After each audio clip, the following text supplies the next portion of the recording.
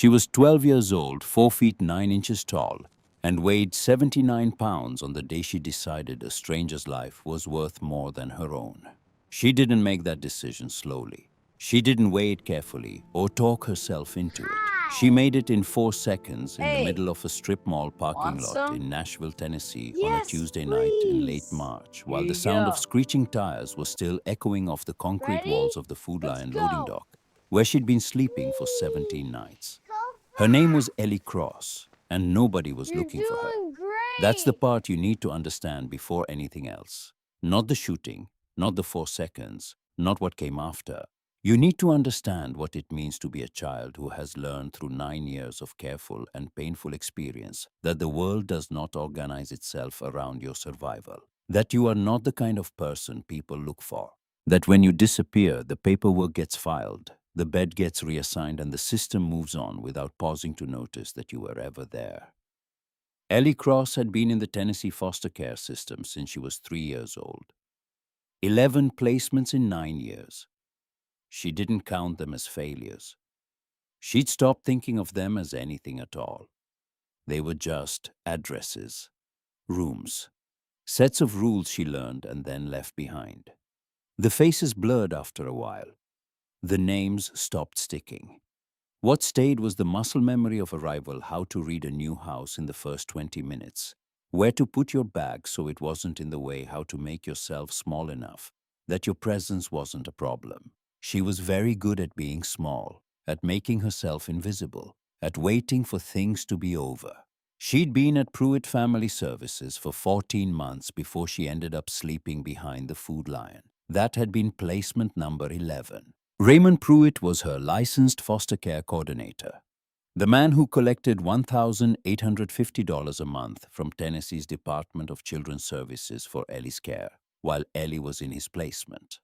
He was also a deacon at Westfield Community Church, a Little League sponsor, the manager of the congregation's benevolence fund, and a man who had been running what he considered a very efficient operation for 7 years without anyone asking the right questions. 3 weeks before the night at the strip mall, Ellie had gone back to Pruitt's office after hours to retrieve a jacket she had left behind. The door wasn't fully closed. She could hear his voice through the gap, steady, businesslike, the voice of a man discussing logistics rather than lives. She raised her cracked Samsung phone and recorded for 4 minutes and 12 seconds. Then she put the phone in the inner pocket of her army green hoodie and walked back to the Food Lion. She'd been carrying that recording for 21 days when the gray Nissan Altima entered the Ridgeway Strip Mall parking lot at speed. She didn't know it then, but she was about to become the most important witness in a federal fraud investigation. She was about to become the reason 300 men drove through the night. She was about to become the reason a grown man who had buried his son and thought he had already seen the worst thing a system could do to a child sat down on a hospital step and said words that would take her years to fully believe. But first she had 4 seconds, and she used them to cover a 2-year-old girl with her body. The night had been ordinary up until the moment it wasn't. Ellie had been sitting against the eastern wall of the Food Lion loading dock since around 8 in the evening. The exhaust vent 2 feet to her left pushed warm air in a steady pulse enough to keep the temperature tolerable, even as the March night dropped into the low 40s. The partial overhang above kept her mostly dry. The strip mall's security lights stayed on until midnight, which meant she was never fully in the dark. She had learned the geography of this particular patch of concrete, the way you learn any place you depend on for survival, precisely, carefully, with attention to every variable. Which nights the delivery trucks came, which hours the security guard made his rounds, how long the Food Lion's back door stayed propped open after the evening stock shift, where the dumpster's shadow fell at different times of night, and what it hid. She was eating half a granola bar, the other half saved in the front pocket of her backpack, when the sound hit. Tires, loud, fast. The specific pitch of rubber pushed past its limit on asphalt. She looked up. A gray Nissan Altima had entered the far end of the parking lot at speed, headlights swinging wide as it turned. In the cone of a security light near the pharmacy entrance, she saw something else first. A flash of yellow. A child. small, 2 years old, maybe younger. Standing 11 feet from Ellie near the shopping cart return, wearing a yellow coat that seemed almost luminous under the parking lot lights. She had turned toward the sound of the tires with the uncomprehending curiosity of a toddler who doesn't yet know that some sounds mean danger. Ellie was on her feet before she had decided to stand. Her brain ran the calculation in the time it takes to blink twice. The girl had a yellow coat, clean, well-fitted. Someone had dressed her carefully this morning. Someone was probably inside the pharmacy right now, 20 feet away, assuming for one terrible second that their child was still right behind them. That child had people. Ellie didn't. The math was that simple. The math was that brutal. A 12-year-old girl who had spent 9 years learning that her absence would not cause the world to reorganize itself looked at a 2-year-old stranger and understood with complete clarity that one of them mattered more to the structure of someone else's life. And she ran. 4 seconds between the sound of the tires and the first shot. She covered the 11 feet in 3 of them. She grabbed the girl Grace, though she didn't know the name yet, and pulled her behind the metal frame of the shopping cart return shelter. She covered her with her body. She kept her head down and her arms around the child, and she made herself as flat and wide as she could. The bullet came through the upper left shoulder of her army green hoodie, through the dermis, 3 inches, shallow. She didn't let go of Grace. She didn't make a sound. She held on until she heard a man's voice, raw, desperate, the voice of someone whose chest had stopped working properly, calling a name. Until heavy footsteps hit the pavement nearby. Until a pair of hands that were shaking but controlled reached past her and scooped the girl in the yellow coat up and away. She stayed on the concrete for another moment after that. Then she sat up slowly, her left hand pressed to her shoulder, and she looked at the parking lot and the stopped cars and the people emerging from storefronts. And she thought with the specific flatness of a child who has trained herself not to feel things too immediately that's done. She wasn't wrong that it was done. She was wrong about what came next. The emergency room at Vanderbilt Regional Medical Center processed Ellie Cross in 14 minutes. The nurse who dressed her wound was efficient and not unkind. She cut the hoodie wider at the shoulder with trauma scissors, cleaned the graze, assessed the depth, applied antibiotic ointment, and bandaged it with white gauze that stood out starkly against the torn fabric when they gave her back what was left of her shirt. The wound was shallow. It would heal. There would be a scar. The nurse spent 3 additional minutes on a form documenting nutritional deficiency markers. She circled 2 items twice. Then she filed it and moved to the next patient. At 10:51 in the evening, Ellie walked out of the treatment area, found the nearest exit, and sat down on the 3rd step of the hospital's emergency entrance. She put her backpack beside her feet. She looked at the parking lot. She waited. 23 minutes passed. No one came. She wasn't surprised. She had been classified, she would later learn, as a voluntary runaway returner designation that triggered a specific administrative process rather than a search. There was a bed waiting for her at West Grove Youth Emergency Shelter, available until 6:47 the following evening. After that, the next available placement was Clarksville County Youth Holding Facility, 34 miles away. She knew a kid who'd gone to Clarksville. He hadn't come back the same. She was sitting very still, doing the things she'd learned to do in the spaces between difficult things. Breathing slowly, keeping her face neutral, making herself a person who required nothing from the world around her, when she became aware that someone was standing near the automatic doors. She looked up without turning her head fully. A man, tall, 6 feet, maybe slightly more. Dark green flannel under a black vest, heavy boots. The kind of build that came from physical work rather than a gym. He was looking at her with an expression she couldn't immediately categorize, not pity, not suspicion, not the professional neutrality of a social worker or a cop. He was reading her. She'd been read before by people who were assessing what she could provide or what she might cost. This was different. He was reading her the way you read a situation you've been trained to recognize carefully, with attention, with something that sat in the neighborhood of grief. He walked around the railing slowly, deliberately, giving her time to see him coming, to track his movement, to decide whether to run. He sat down on the step beside her, not above, not standing over her, beside her, both of them facing the parking lot. He didn't speak immediately. He let the silence sit for a moment, which was unusual. Most adults filled silence around children automatically, as if quiet were a problem to be solved. Then he said quietly, and without looking at her, "I've been looking for you for an hour. I need you to know that." Ellie turned her head slightly. He had a square jaw and dark eyes with lines at the corners that came from years of squinting into wind. He looked like someone who had absorbed a significant amount of loss and was still standing. The vest he wore had a patch on it. The name stitched above the breast pocket said, Damon. "I'm okay," she said. "You got shot covering my daughter." She looked back at the parking lot.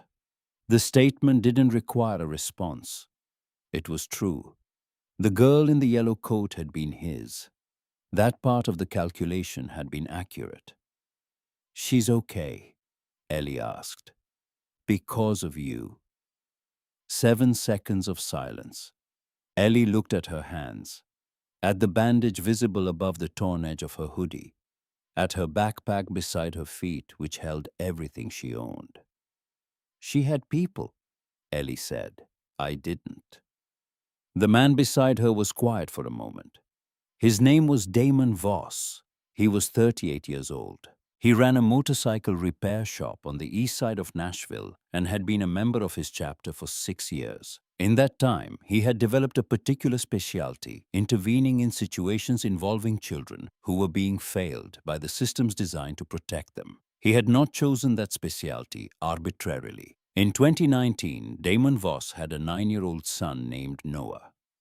Noah had been in the Tennessee foster care system for 2 years, a situation that had resulted from a custody dispute and a court ruling that Damon had been fighting to reverse for 18 months. He'd hired 2 lawyers, filed 4 separate motions, attended every hearing, every review, every scheduled visitation. He had been 3 weeks away from a favorable ruling when the call came. Noah had been in a foster placement where his needs were not being met. The signs had been documented, noted by a school nurse, flagged by a teacher, referenced in a case file that had not been reviewed in 4 months. By the time the system moved, Noah was in the hospital. By the time the hospital called Damon, it was too late. The case was reviewed and closed without charges. Damon had been told there was insufficient evidence of intentional neglect. He had sat in a courthouse hallway afterward and stared at a wall for a long time.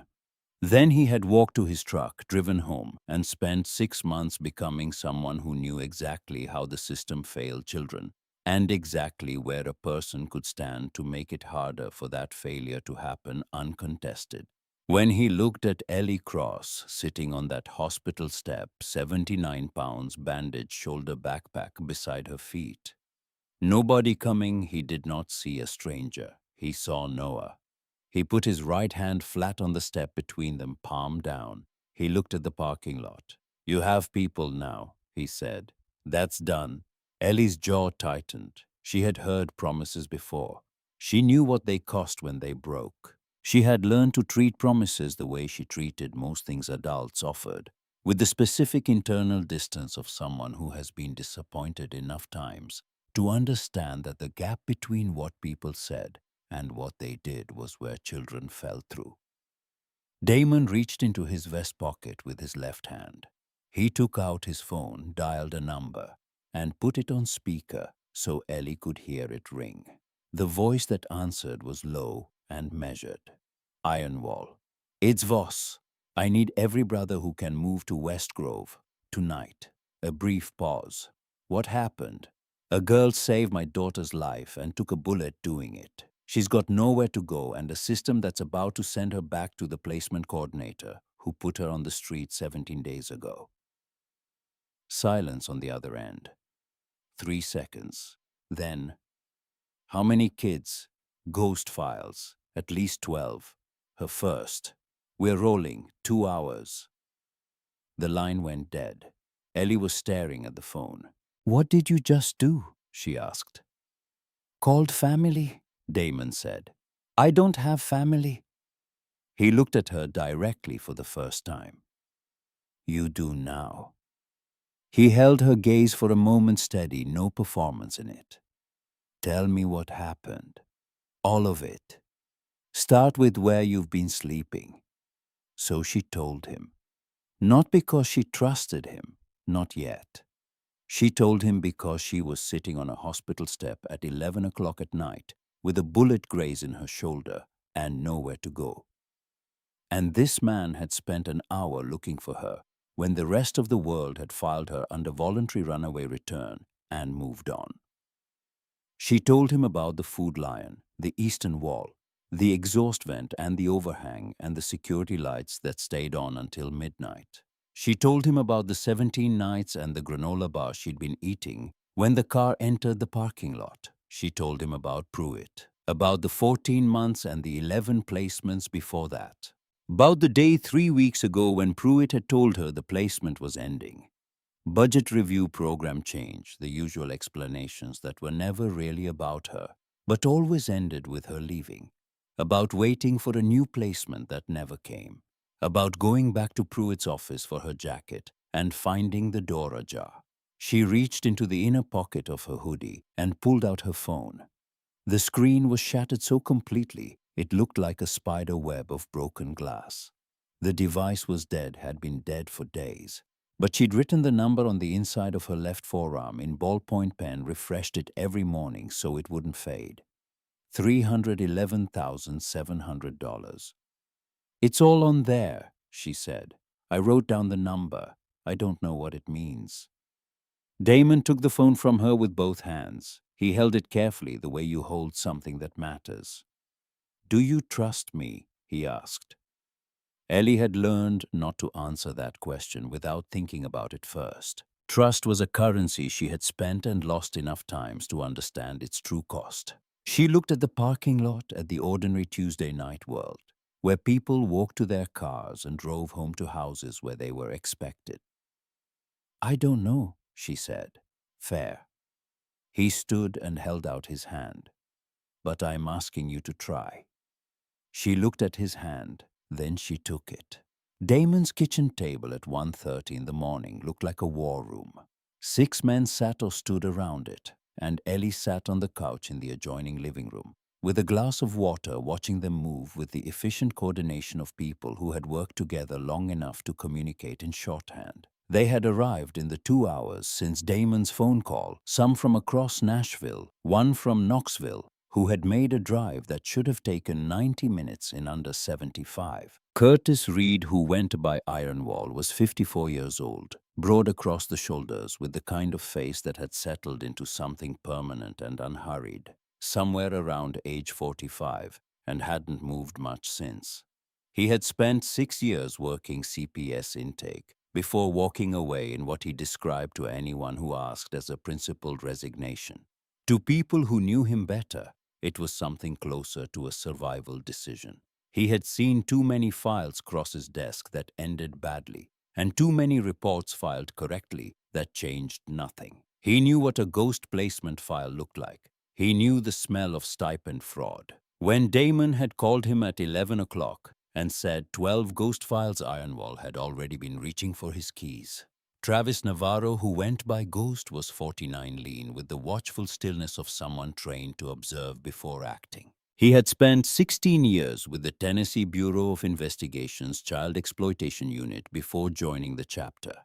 He knew every DCS supervisor in the state and exactly how to file an emergency audit flag that bypassed the standard 30-day complaint queue. Callum Shaw, who went by Ember, was 41, a licensed clinical social worker who specialized in foster care transition trauma. He was the chapter's quiet center, the one who sat with children after the immediate crisis had passed, and knew how to ask questions that felt like conversation. He'd been awake since 6 that morning and showed no sign of it. Harold Finch, who went by Gavel, was 63, retired Davidson County Circuit Court. He had the bearing of a man who had spent decades being the steadiest person in a difficult room and had simply never stopped. He had standing to petition for emergency guardianship with 4 hours' notice and had done it twice before for the chapter. Brett Hollis, who went by circuit, was 31, the youngest in the room by a decade, and had the specific caffeine-sustained focus of someone who did his best work between midnight and dawn. He had Ellie's cracked phone connected to a laptop via a recovery cable within 8 minutes of arriving. Walt Briggs, who went by Hammer, was 71. He was the chapter's co-founder. He sat in the corner nearest the door, and in the 3 hours since he'd arrived, he had spoken 4 words total. He had aged out of the Tennessee State Ward system in 1971 with $83 and a bus pass. And when Ironwall had called him earlier that night and described Ellie Cross sitting alone on a hospital step, Walt Briggs had said 5 words and hung up the phone. "We take care of her." Brett looked up from his laptop at 37 minutes past midnight. "Got it," he said. The kitchen went quiet. He hit play. Raymond Pruitt's voice filled the room. One-sided conversation. They were only hearing his half, but his half was enough. The voice was measured, businesslike. The voice of a man discussing an operational matter with someone he trusted. "The cross-placement gets closed out Friday. She's at 11 months. That's a full stipend cycle, which is everything I need." Ellie on the couch in the next room went completely still. She had heard these words before. She had been the one holding the phone. But hearing them played back in a room full of people who were listening, really listening, was different from carrying them alone in her pocket for 3 weeks. "I don't keep them past the useful window. She goes to emergency intake. I flag the paperwork as voluntary termination. DCS doesn't re-review at that classification." Travis was already writing. "The $311,700 is in the account. The DCS audit opens in March. By March, I look like I'm running a model program." Silence after the recording ended. Harold Finch was looking at the phone. He looked up at Damon. "This isn't just fraud," he said. "This is a system." Travis cross-referenced Ellie's placement history against Tennessee DCS payment records, while Brett began pulling Pruitt's contractor file. The pattern emerged within the first 20 minutes, and it was not subtle to anyone who knew what to look for.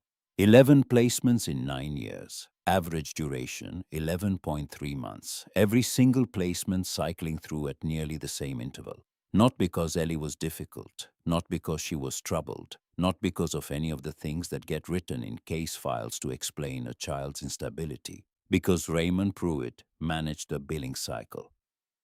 "That's not a kid struggling to find their feet," Travis said. He didn't raise his voice. He didn't need to. "That's revenue management." Brett pulled the full contractor file.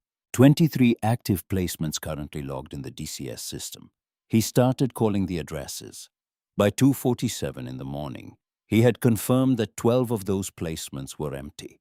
The children listed as actively placed had been displaced months ago, some as far back as 14 months. Pruitt hadn't filed closure paperwork on any of them. While the files stayed open, the stipend payments continued. 12 ghost files. Average 14 months active after displacement. $1,850 per child per month. The math was arithmetic. It was also $311,700. The exact number Ellie had written on her arm every morning for 3 weeks because she didn't know what it meant, but understood it was important. It was the sound of 12 children being treated as line items in a budget. Ironwall looked up from the table. He looked toward the living room doorway where Ellie was visible on the couch, sitting upright, watching them with brown eyes that gave away less than a 12-year-old's eyes should. He had seen that posture before. He had seen it in intake offices and waiting rooms and courtrooms and the back seats of caseworker vehicles. It was the posture of a child who had learned that attention was usually a precursor to something difficult, who had trained themselves to be still and contained and minimally expensive to the people around them. It was the posture of a child who did not believe at any cellular level that the people in that room were there for her. The thing about the system and Iron Wall had spent 6 years inside it, and 20 years since trying to understand it from the outside was that it was not broken. That was the mistake people made. They assumed that when a child fell through, something had gone wrong, that a machine had malfunctioned. The machine was working exactly as designed. The problem was the design. The background check requirement that had delayed Damon's ability to be listed as Ellie's emergency contact. Real protection built for real reasons to prevent predators from accessing vulnerable children. The 30-day complaint processing window. Real protection due process deliberate review. The voluntary runaway return classification that had routed Ellie back toward Pruitt's placement rotation without triggering a search. Real protection, a policy designed to prevent children from being criminalized for survival behaviors. Every individual component was defensible. Together, they formed a structure that protected the system's liability more efficiently than it protected Ellie Cross's life. The brothers hadn't been called to replace the system. They had been called to stand in the gap between what the system was designed to do and what it was actually capable of doing at 11 o'clock on a Tuesday night when a 12-year-old girl had 18 hours before she was sent somewhere that would make everything harder. The system needed time to work. Ellie didn't have 30 days. She had until 6:47 the following evening. Brett looked up from his laptop at 2:53 in the morning. His eyes were red. His fingers hadn't stopped moving for 90 minutes. Cross-reference the payment records against Pruitt's Westfield Community Church Benevolence Fund approvals, he said. 3 payments to individuals at addresses matching active placement locations. The grants are real. The recipients are real. But the approval chain is Pruitt reviewing Pruitt using church charitable funds to pay people who provided him housing addresses. He paused. This isn't just fraud, he said, echoing Harold's words from earlier. This is architecture. Ironwall looked at the screen over his shoulder. How many total victims? Current Ghost Files 12. There's a sealed DCS settlement from 2023 Owen Colton, age 7 at the time. I think that's one more. If Pruitt's been running this for 7 years across 2 LLCs and the average placement cycle is 14 months. He did the math in his head. Conservatively, 30 to 40 children processed through his system. The kitchen was quiet. Then Travis's phone rang. Unknown number. He answered. This is Special Agent Dana Reeves, FBI Financial Crimes, Charlotte Field Office. I'm told you may have something relevant to an open federal investigation. Travis looked at Ironwall. Ironwall nodded. Depends on what you're investigating, Travis said. Raymond Pruitt, Pruitt Family Services, LLC, Title 4E Foster Care, Stipend Fraud. How long has your office known about Pruitt? A pause, uncomfortable. 7 months. Travis was quiet for 3 seconds. We got a 12-year-old girl out of his system tonight. You had 7 months. The silence stretched. Agent Reeves didn't deflect it, didn't explain it away. We had the financial trail, she said. We didn't have victims willing to testify. Every witness we approached either lawyered up or disappeared. We couldn't close the case without direct victim testimony and documented pattern behavior.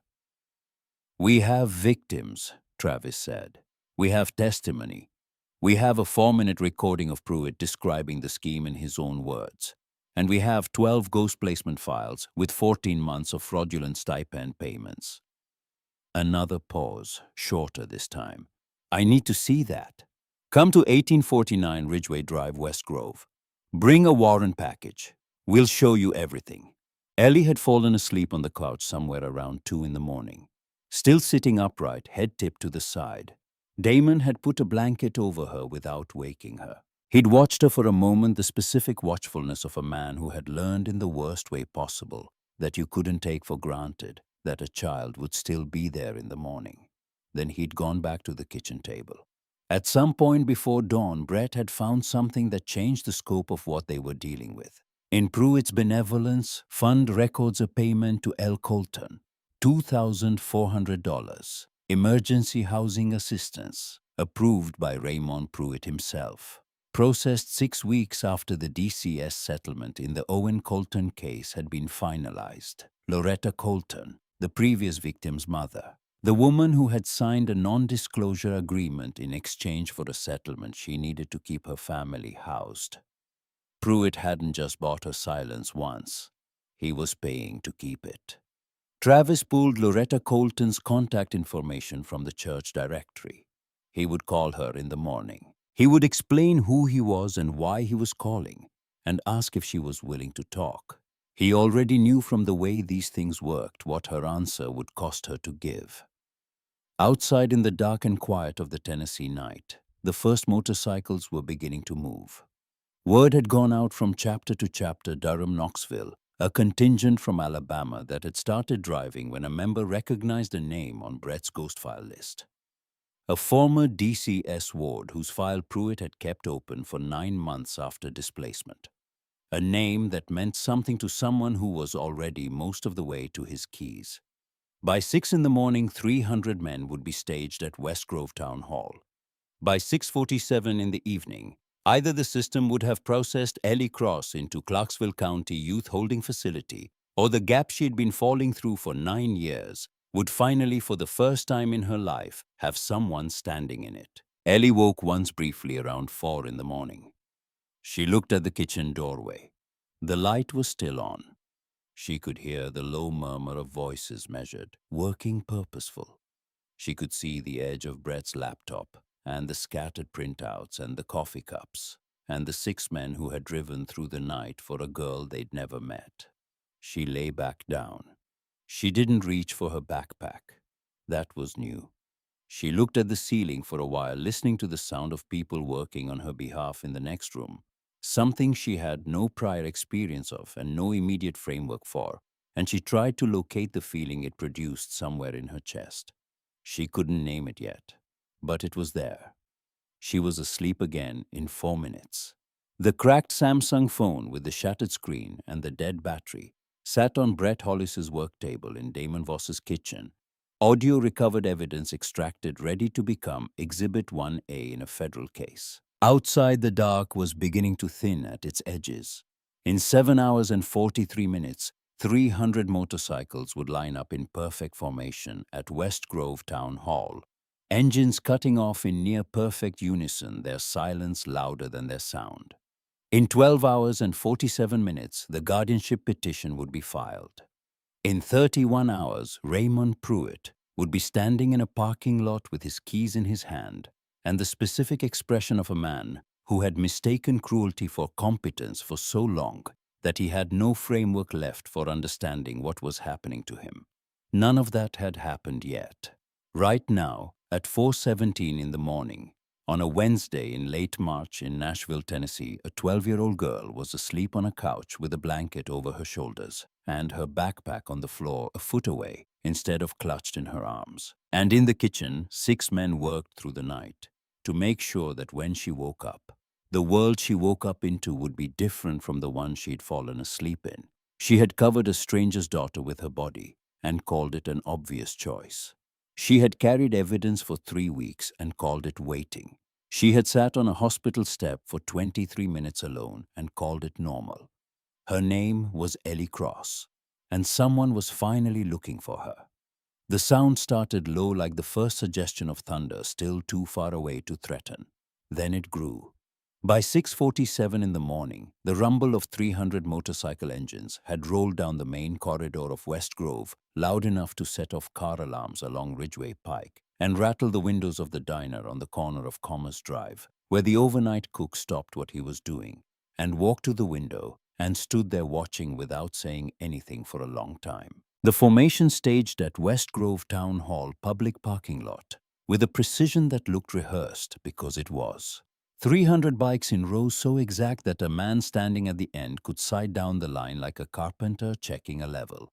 Nashville chapter at the front, Durham behind them, Knoxville on the left flank. A contingent from Alabama on the right, 18 men who had driven through the night after one of their members recognized a name on Brett's ghost file list and had been in his truck within 4 minutes of hanging up the phone. At 6:52, Curtis Ironwall Reed walked to the front of the formation. He didn't use a microphone. He didn't need one. His voice had the kind of carry that came from years of being the steadiest presence in rooms that required steadiness, and the formation had gone quiet the moment he stepped forward. Not because they were commanded to, but because 300 men who had ridden through the dark to be in this parking lot before sunrise understood, without being told, that this moment required a particular quality of attention. "We are not here to threaten," Ironwall said. The morning air was cold and clear, and his voice moved through it without obstruction. "We are here to document, to witness, and to make sure a 12-year-old girl who saved a life gets the same protection she gave.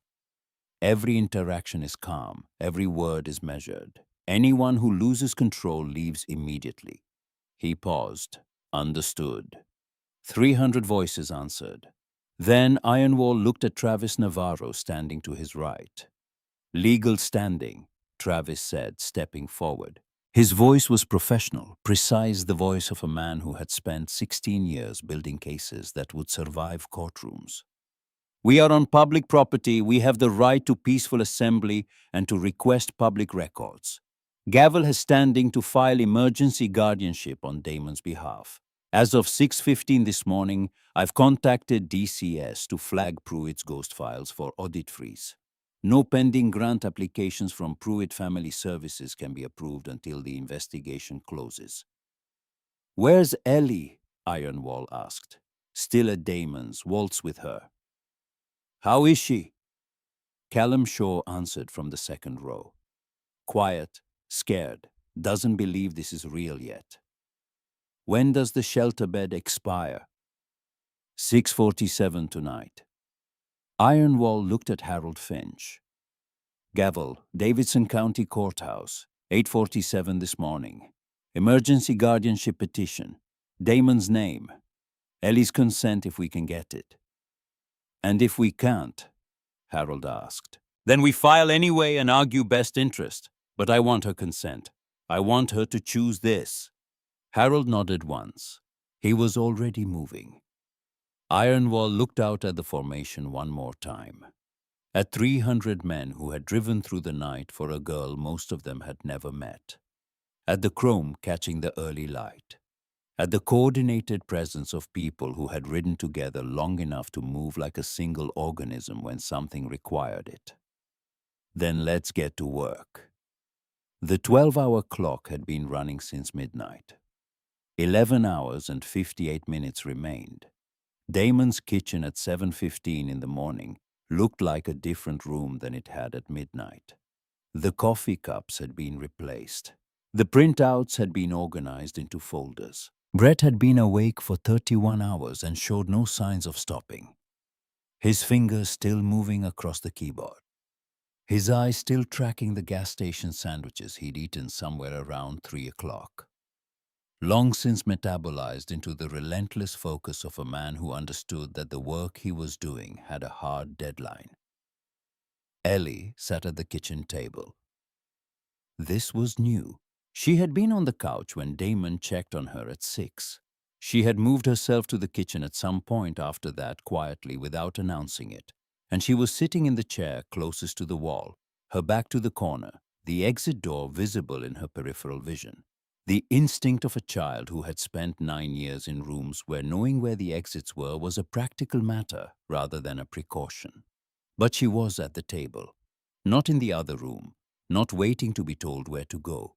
Damon set a plate in front of her without preamble. 3 grilled cheese sandwiches cut diagonally stacked slightly so the steam could escape. A glass of orange juice. He sat down across from her with his own plate and picked up his sandwich and ate, and he did not watch her, and he did not explain the 3 sandwiches, and he did not say anything about portions or time or what happened to food that wasn't finished. He just ate. Ellie looked at the plate for a moment. Then she picked up the first sandwich and took a bite. The kitchen was warm. The refrigerator hummed. Outside, somewhere down the street, a motorcycle engine turned over and settled into an idle. The butter in the bread had browned perfectly, and the cheese had melted all the way through, and the sandwich was warm in a way that was specific and deliberate, the warmth of something made by someone who was paying attention. She ate the first sandwich, started the second. Damon refilled her juice glass without being asked. She ate most of the second sandwich and half of the third. Then she stopped and looked at the remaining half on the plate and looked at Damon. "Can I save this for later?" she asked. Damon's chest went tight in a way he didn't let reach his face. A 12-year-old girl asking permission to save food, asking if later was something she was allowed to have. "It's yours," he said. "You eat when you're hungry. You stop when you're full. That's how it works here." Ellie looked at the sandwich, at the kitchen, at the table that wasn't hers, but felt less provisional than any table she'd sat at in 9 years. "Okay," she said. Callum Shaw came in at 7:30 and sat across from Ellie in the living room and didn't start by talking about guardianship. He started by asking her what grade she was in, what subject she liked best, whether she'd had a chance to sleep. He had the specific gift of people trained in trauma-informed care, the ability to make a conversation feel like a conversation rather than an intake process, and he used it without making it visible. He had been a licensed clinical social worker for 14 years. He had sat with children in crisis more times than he could count. He had learned through failure as much as success that the worst thing you could do with a child who had been processed through systems for most of their life was introduce another form before you'd establish that you were a person rather than a procedure. So he talked to Ellie for 20 minutes about ordinary things.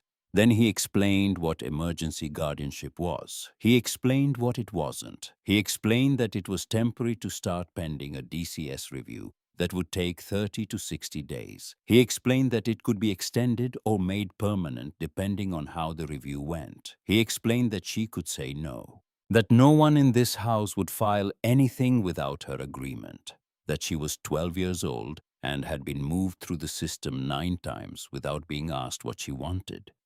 And that was not how this was going to work. Ellie listened without interrupting. When Callum finished, she was quiet for a moment. Then she looked at the doorway where Damon was standing, not pressing, not hovering, just present.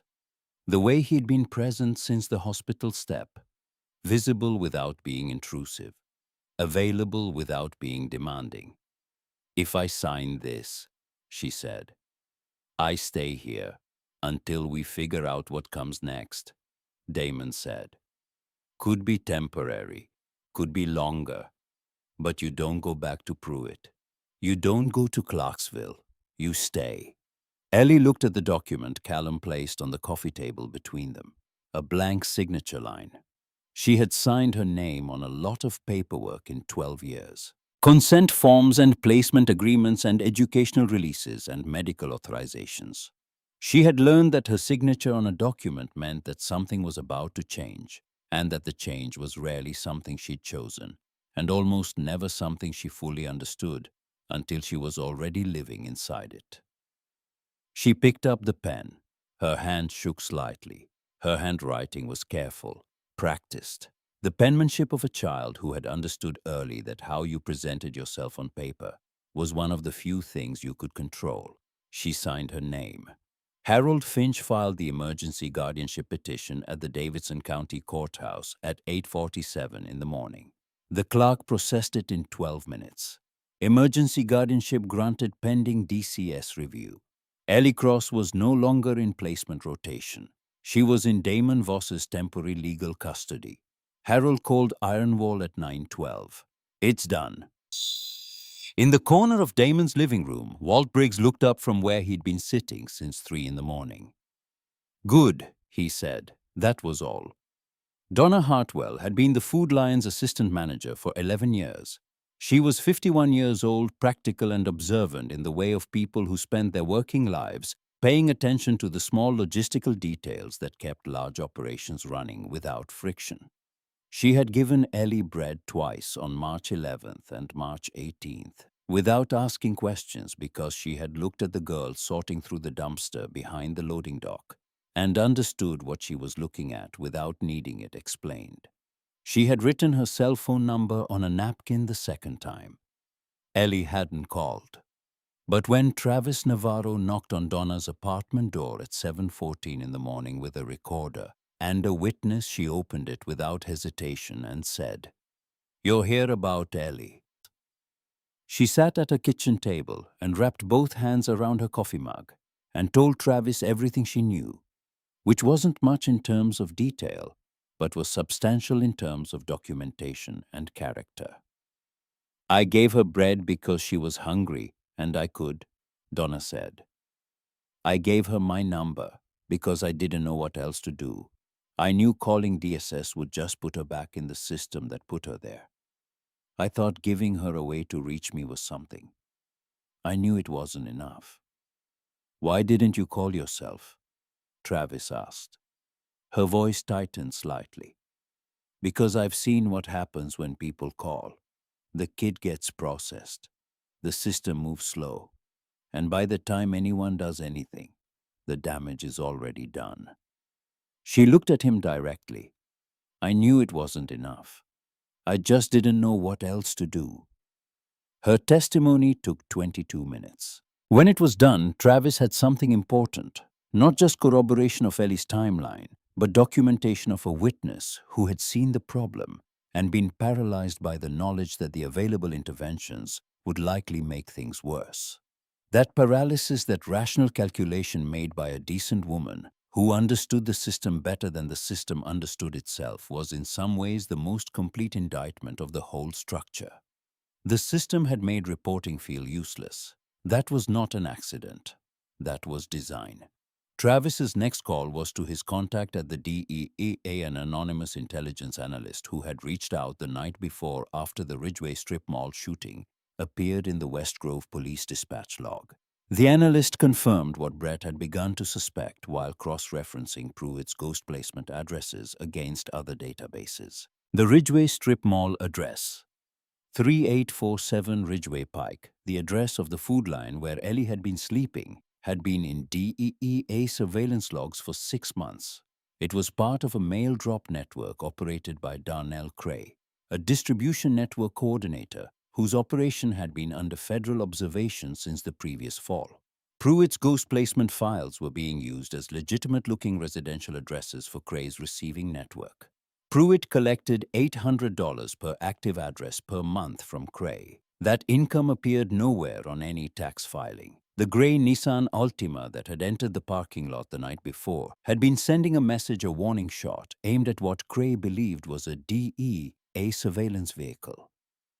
Damon's black F-150, which had been parked near the pharmacy entrance while he ran a quick errand with Grace, matched the description of a vehicle that had been spotted near 2 previous surveillance locations. Wrong place, wrong night.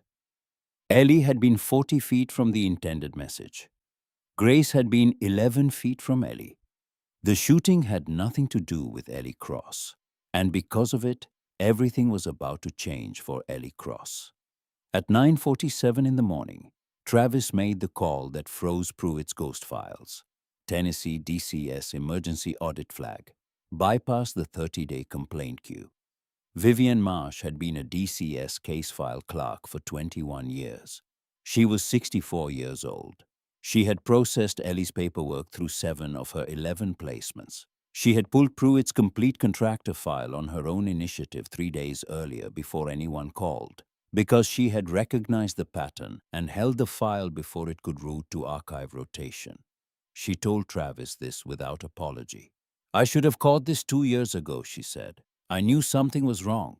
I didn't have a mechanism to act on it without a formal complaint being filed. And formal complaints take 30 days to process, and by the time they're reviewed, the coordinator has usually restructured the paperwork enough that the investigation finds insufficient evidence." "How many files?" Travis asked. 23 listed as active. "I'm pulling addresses now. Give me 20 minutes. He gave her 20 minutes. She called back in 18. 12 of these addresses are empty. No active placements. Children listed as placed were displaced between 3 and 14 months ago. Closure paperwork was never filed.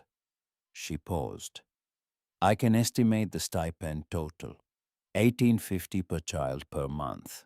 Average 14-month gap between displacement and what should have been closure. 12 files. The rough total, Travis said, $311,700. The number matched the recording exactly. Vivian, Travis said, can you hold those files until we get a formal investigation opened? Already done. They're flagged. Nobody touches them until the DCS Inspector General reviews. And Mr. Navarro, don't thank me. I should have done this a long time ago. Ghost and Ember drove to Westfield Community Church at 9:53. The church sat on Highway 844,200 seats, a campus that had expanded 3 times in the past decade. A parking lot that on Sunday mornings held more cars than the Food Lion strip mall held in a week. Raymond Pruitt had managed the congregation's benevolence fund for 11 years. He had served as a deacon for 7. He had cried at benevolence fund presentations and coached Little League and sponsored people in recovery and written grants for the food bank and built dollar by dollar and handshake by handshake, the kind of community standing that functions as armor. 3 yellow-vested volunteer security team members met Travis and Callum in the parking lot before they reached the doors. The lead volunteer was a man in his early 60s retirement posture. Church safety team badge, a face that had the particular set of someone prepared to be patient but not accommodating. He looked at the vests. He looked at the bikes parked at the far edge of the lot. He crossed his arms. Can I help you, gentlemen? We're here about Raymond Pruitt, Travis said. We have questions about his work with Pruitt Family Services. Brother Raymond has served this congregation for 11 years. The volunteer's voice was measured not hostile, genuinely protective, rather than performatively so. He runs a licensed ministry. Whatever you're claiming, I'd encourage you to bring your documentation to the appropriate authorities. We have documentation, Travis said. We're building a case. We wanted to verify. I'm going to ask you to move on. He didn't raise his voice. He didn't threaten. He was a man protecting someone he genuinely believed in, and that belief was not performative. Pruitt had built it carefully with years of visible service and consistent generosity, and the kind of steady community presence that made accusations seem not just improbable, but almost offensive to consider. Callum stepped forward. How much has Pruitt donated to this church in the past year? He asked. The volunteer's jaw tightened. I'm not at liberty to discuss that.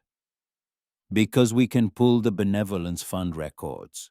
They're semi-public. The church receives tax benefits. Records are accessible. But I'm asking you directly. Brother Raymond is one of our most generous members. That's all I'm going to say. Generous with what money? Callum asked quietly. The volunteer held his position. This conversation is over. Travis and Callum walked back to their bikes. The security volunteer watched them leave. He wasn't lying about Pruitt's record of service. He wasn't performing. He genuinely believed what he was saying, because Pruitt had made sure he had spent 7 years ensuring that the people most likely to be asked to vouch for him would do so from a position of real conviction rather than mere loyalty. That was what made Pruitt dangerous in a way that went beyond the money. He hadn't just stolen from children. He had built a community of believers around himself using the stolen money so that when the moment of reckoning came, the first line of defense would be made up of decent people defending a man they thought they knew. The truth was that the decent people at Westfield Community Church did know Raymond Pruitt. They just didn't know where his generosity came from. At 8:15 that morning, the formation had moved from Town Hall to a staging position across from Pruitt Family Services LLC Suite 204 at 1247 Commerce Drive, not blocking the entrance, not on private property, not doing anything that could be characterized as interference, just visible. 300 motorcycles in perfect rows, engines off silent.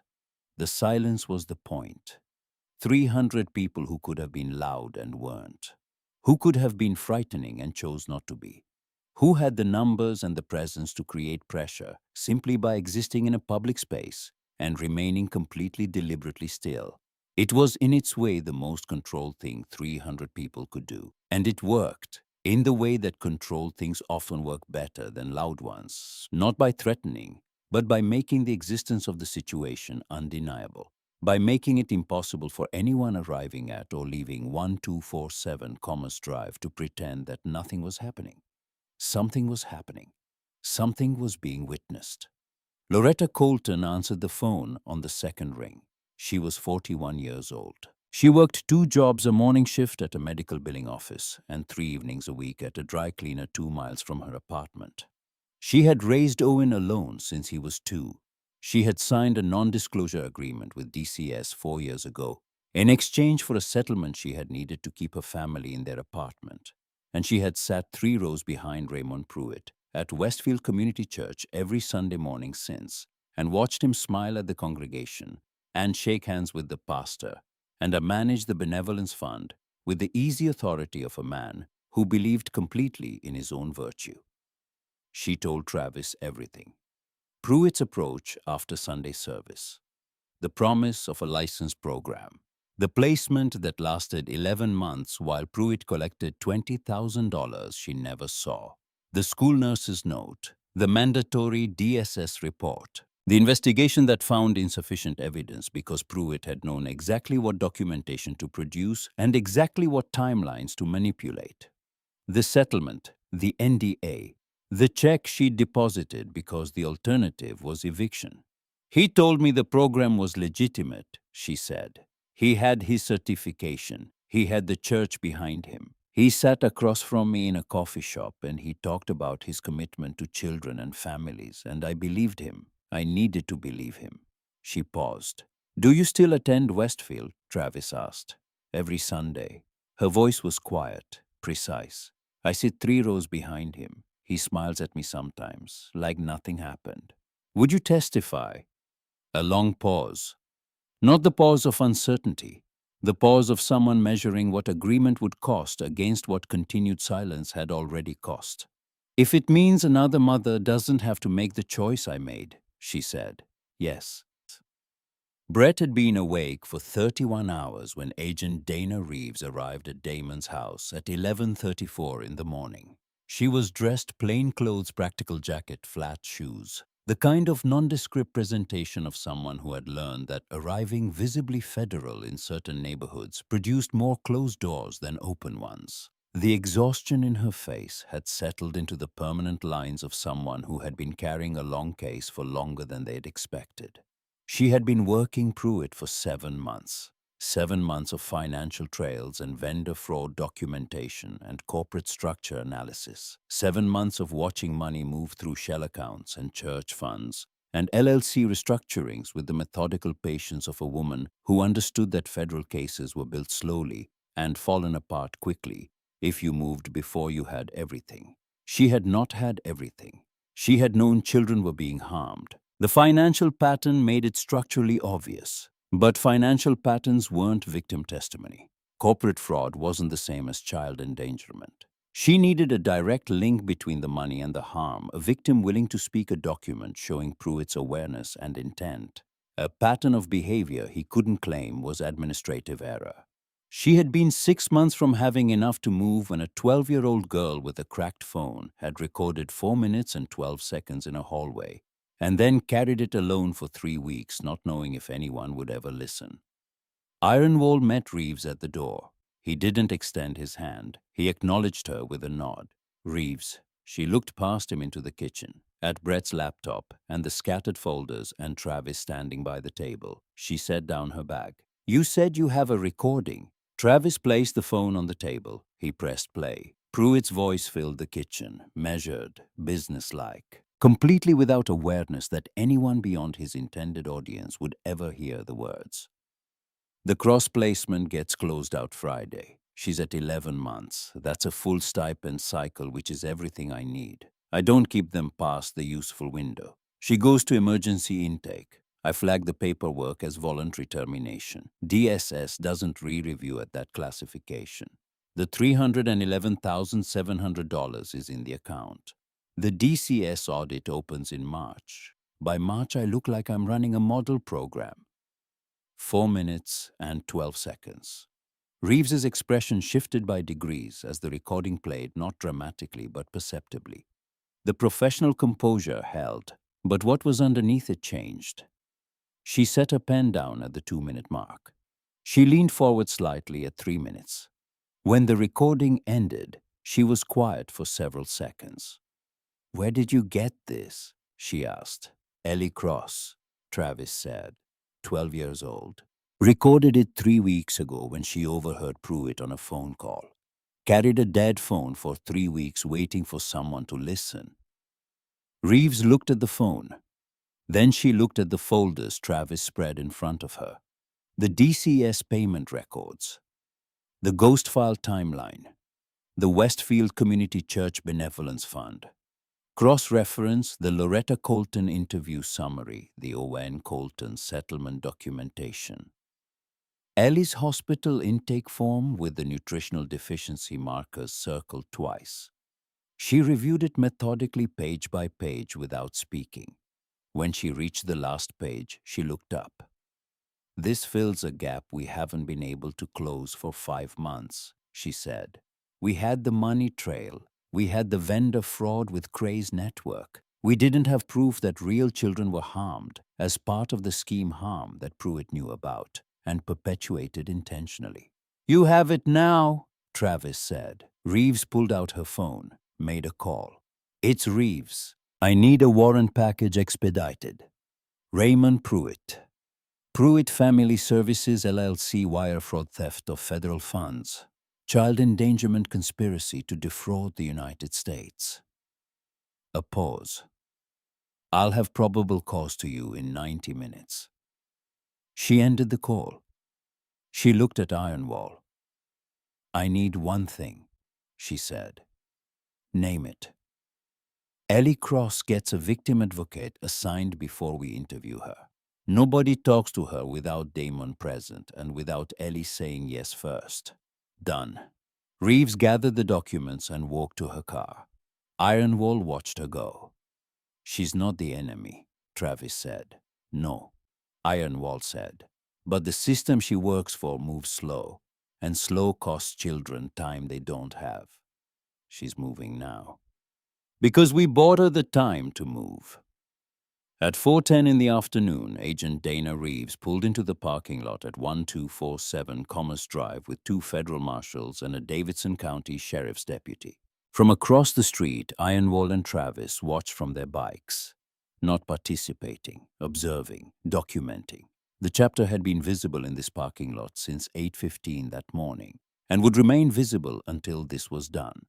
Raymond Pruitt was in the parking lot. He was walking toward his car keys in his right-hand phone, in his left checking something on the screen, with the distracted confidence of a man who considered Tuesday afternoon's routine.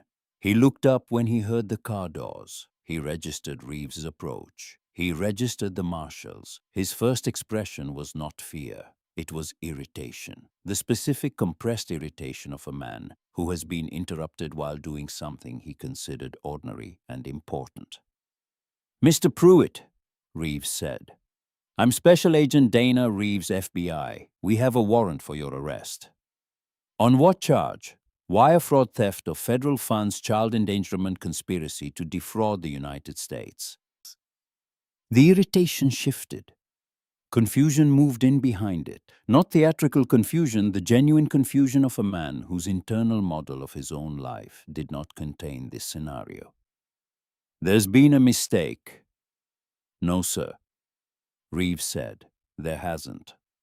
Please turn around." He turned slowly.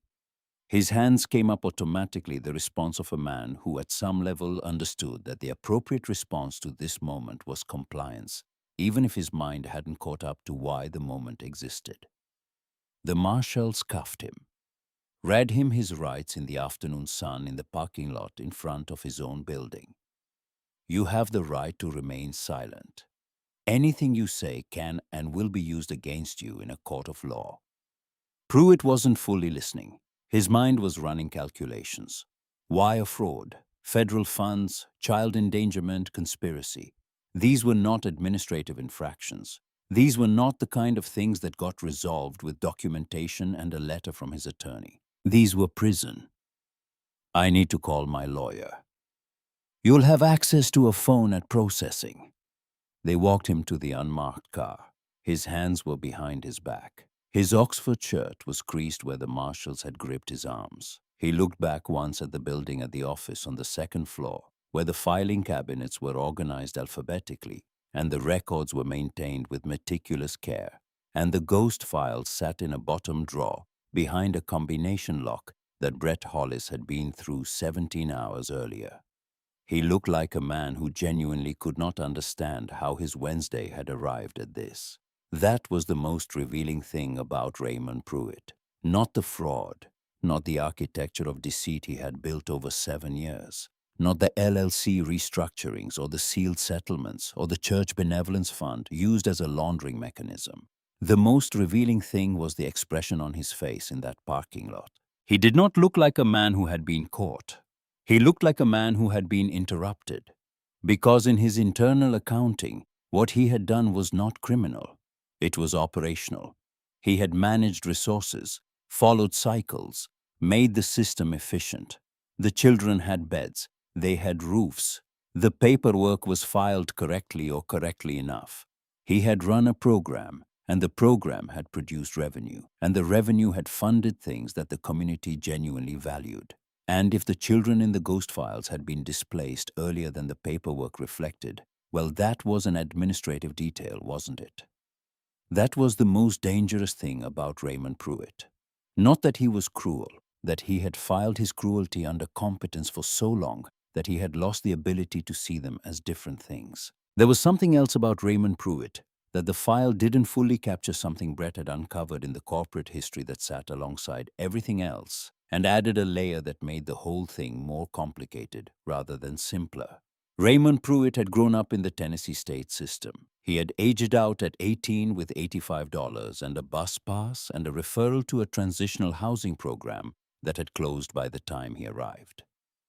He had spent 3 months sleeping in a church vestibule and working odd jobs before finding steady employment.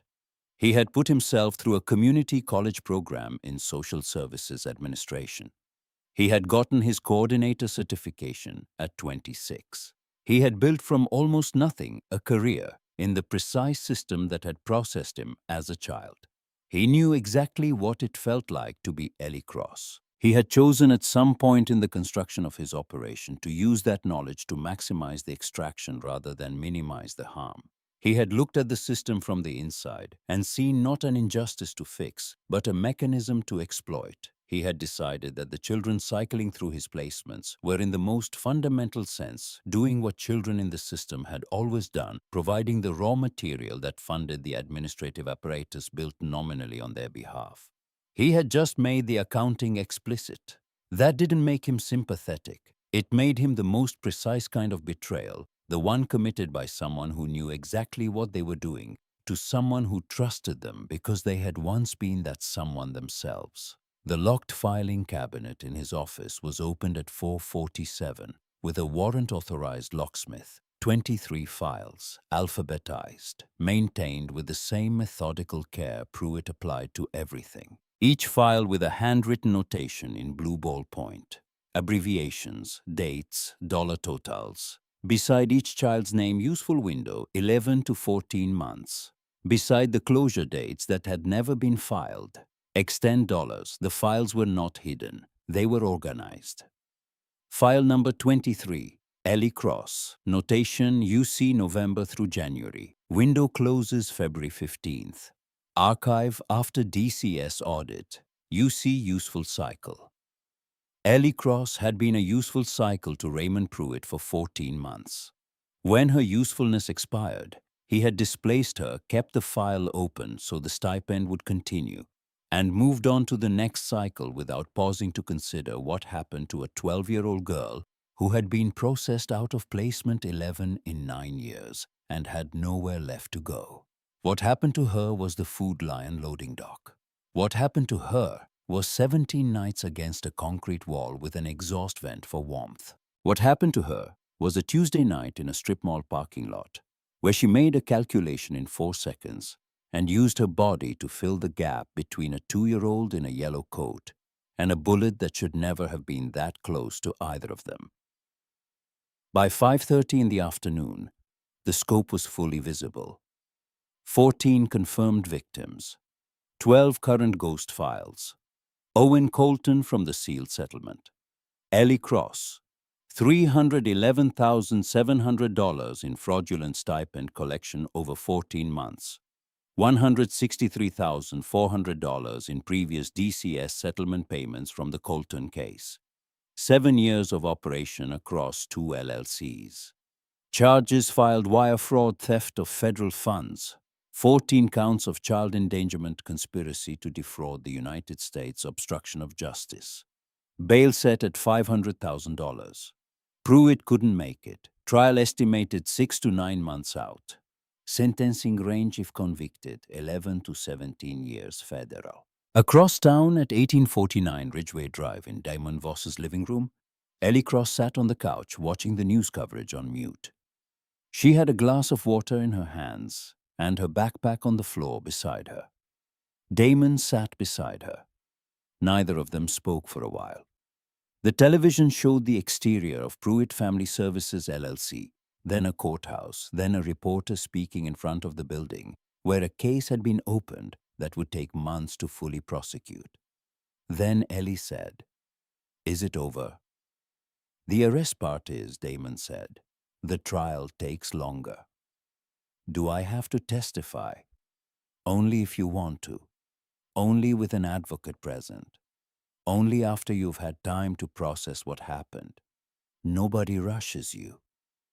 She looked at the television, at the footage of the parking lot where 6 hours ago a man had been led to a car in handcuffs because she had stood in a hallway 3 weeks ago with a cracked phone and pressed record.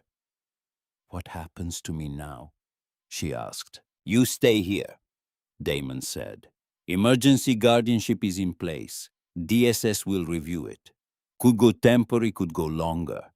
But you don't go back to Pruitt. You don't go to Clarksville. You stay." "For how long?"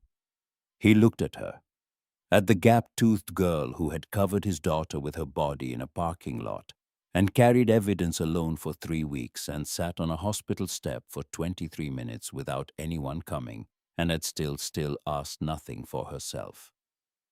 "As long as you want," he said. Ellie's hands tightened slightly on the glass. She looked at Damon with the eyes of a child who had learned not to hope because hope was expensive when it broke. The eyes of someone who had run 100 calculations about the gap between what people said and what they did and had learned that the gap was usually where she fell through. She was running the calculation now. She was trying to figure out whether this was real. "I want to stay," she said. "Then you stay." At 6:47 in the evening, the exact moment the West Grove Youth Emergency Shelter bed would have expired, and sent Ellie Cross to Clarksville County Youth Holding Facility, Harold Gavel Finch's emergency guardianship order was formally entered into the Davidson County Family Court System. Ellie Cross was no longer a case file cycling through placement rotation. She was a child with an address. Walt Briggs, sitting in the corner of the living room where he'd been since 3:17 that morning, looked up when Damon's phone buzzed with the confirmation. Damon held the phone so Walt could see the screen. Walt looked at it for a moment. Then he looked at Ellie. 2 words. "Good," he said. The first thing Ellie Cross did on Thursday morning was fold her blanket. She folded it carefully along the original crease lines, the way you fold something that belongs to someone else and needs to be returned in the condition you received it. She set it on the arm of the couch. Then she sat there and waited. This was what she knew how to do. Arrive somewhere, learn the rules, take up the minimum possible space, wait to be told what came next.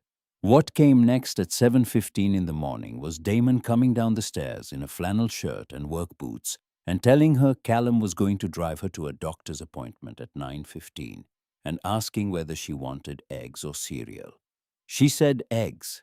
He made them scrambled with toast and put the plate in front of her without ceremony. And she ate at the kitchen table in the chair closest to the wall, and nobody timed her, and nobody watched her, and nobody took the plate away before she was done. Small things. The kind of small things that only register as extraordinary when you've spent long enough without them. Doctor.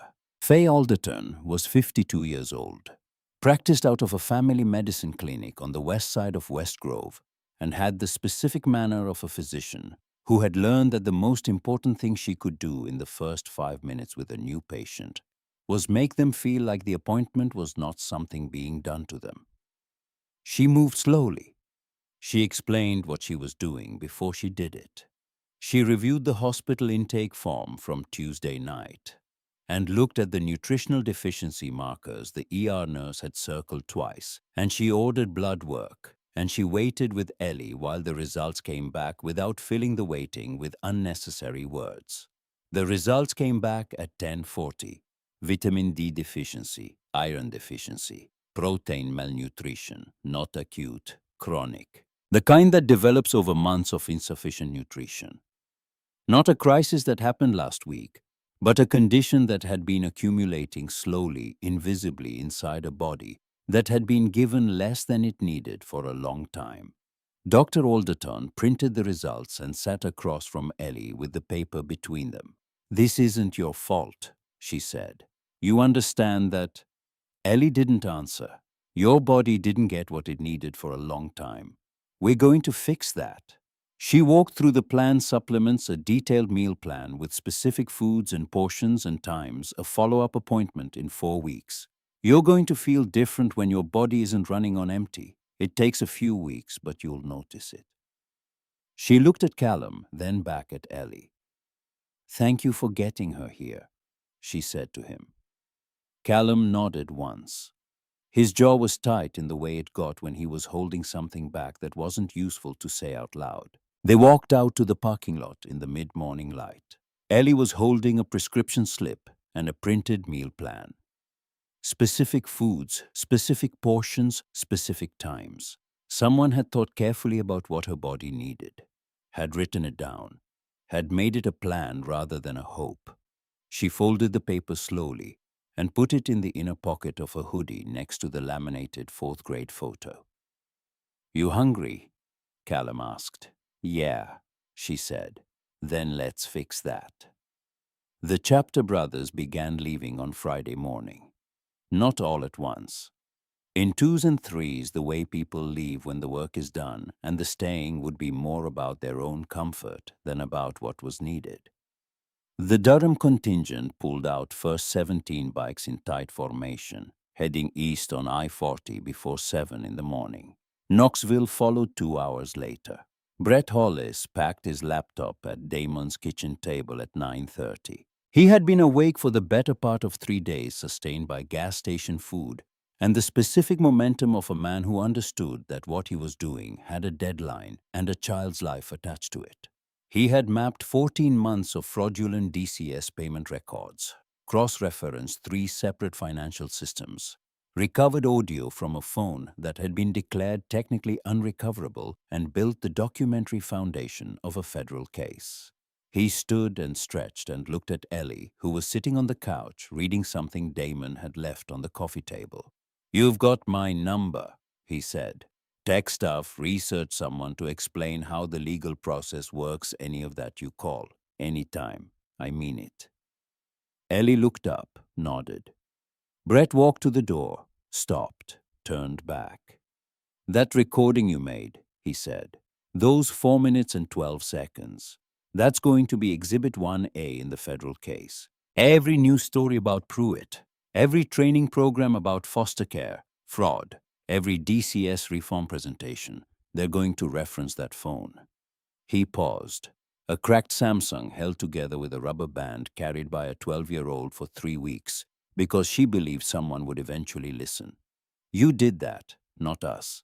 We showed up. You were already the one who decided it mattered." He left before she could respond. Travis came next.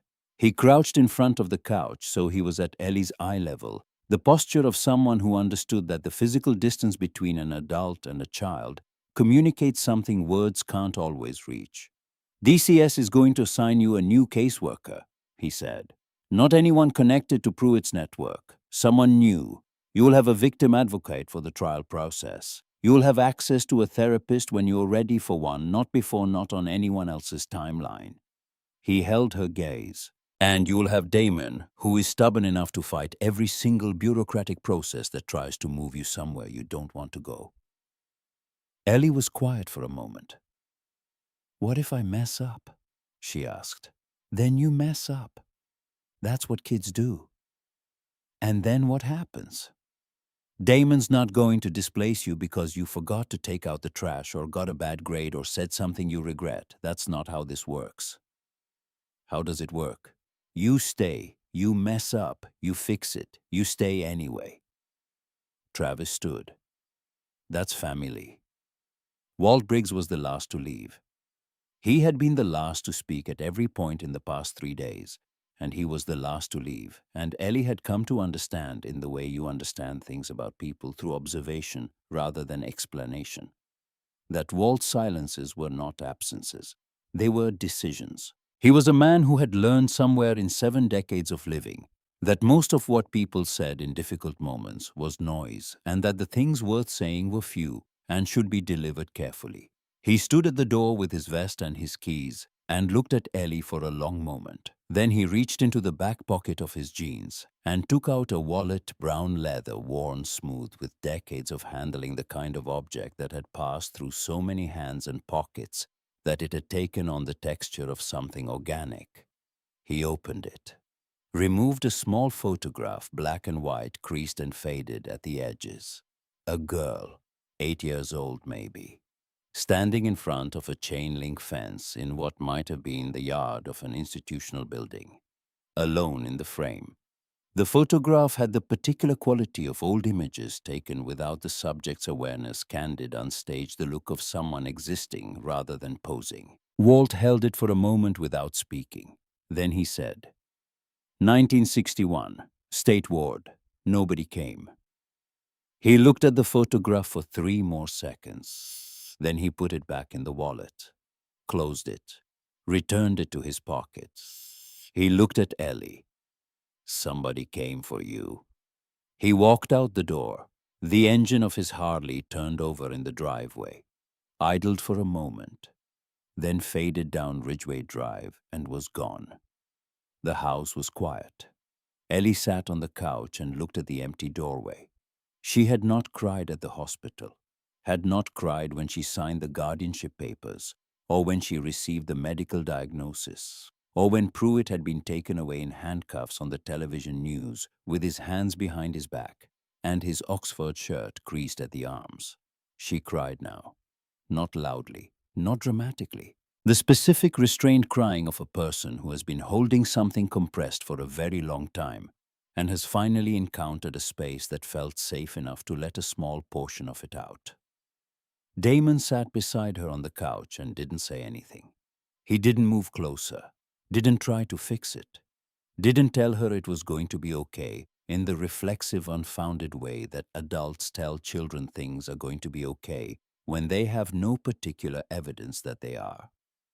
He just sat there, present, the way he'd been present since the hospital step. After a while, she stopped. She took a breath. She looked at her hands. They're really gone, she asked. They'll be back, Damon said. Chapter meeting 2nd Thursday of every month. You're invited, not required. Invited. Invited, she repeated, as if testing the specific weight of the word. What do I do now? She asked. Damon looked at her.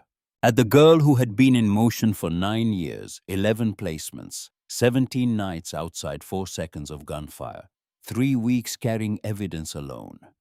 A child who had been in survival mode for so long that safety didn't have a familiar shape yet. Now you just be a kid, he said. Do homework, eat when you're hungry, sleep without listening for doors, figure out what you like. Mess up. Try again. Be 12. Ellie looked at her hands, at the brass key Damon had given her 2 days ago, still in her jacket pocket, cool and solid when she touched it. I don't know how to do that, she said. Then we'll figure it out together. The following Monday, Damon drove Ellie to West Grove Middle School for enrollment. He walked her to the front office, stood beside her while the secretary processed the paperwork and explained the schedule, and handed over a locker combination written on a yellow sticky note. The secretary was efficient and professional, and did not ask unnecessary questions, which Ellie registered as a small mercy. Ellie took the sticky note, looked at it, looked at Damon. "You're leaving?" she asked. He looked at her directly, steady, no performance in what he was about to say. "I'm going to work," he said. "I'll be back at 3:15, right here, this spot." "What if you're not? If I'm late, traffic emergency truck breaks down, I will call the office and they will tell you. But I will be here." He held her gaze. "You don't get left anymore. That's done." Ellie's throat was tight. She nodded. Damon looked at the secretary. "If she needs anything, anything at all, you call me. Number's on file. I'll answer." He walked down the hallway and out the front doors. Ellie watched him go, watched the black F-150 back out of the parking space and turn onto the main road and disappear around the corner. She stood at the glass doors until the space where the truck had been was just an empty parking space in a row of empty parking spaces. Then she turned around. The hallway was full of kids moving between classes with the easy practice familiarity of people for whom this building was ordinary, who knew which locker stuck, which hallway was faster, which lunch period their friends had. They moved around her without noticing her, the way you move around anything that hasn't yet become part of your geography. She found her locker, opened it, put her backpack inside. The metal door clicked shut with the specific sound of lockers in schools across America, a sound she had heard in 9 different schools over 9 years. But this time when she walked away, she knew the backpack would still be there when she came back. That was new. At 3:15, Damon's truck was in the exact spot he had said it would be. Ellie came through the front doors and stopped on the top step when she saw it. Just for a second. Then she walked down and got in and sat looking at the dashboard. "How was it?" Damon asked. "Okay.